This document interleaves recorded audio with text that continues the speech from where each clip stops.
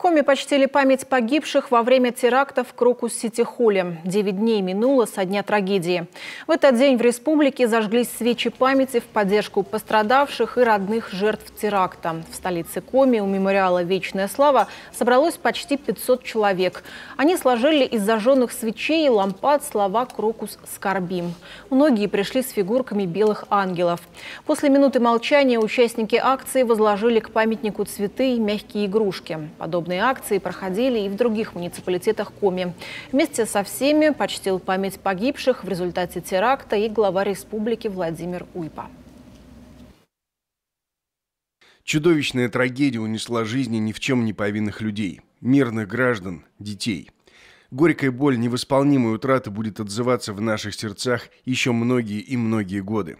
В это тяжелое время мы должны вместе почтить память тех, кто навсегда покинул нас, и поддержать тех, кто остался. Давайте вместе помолимся за души погибших и за здравие выживших. Пусть в этот день наши сердца будут согреты поддержкой и единством. 22 марта в центре Крокус-Сити-Холла в подмосковном Красногорске террористы устроили стрельбу. Погибли 144 человека, пострадал 551 человек, в том числе 15 детей.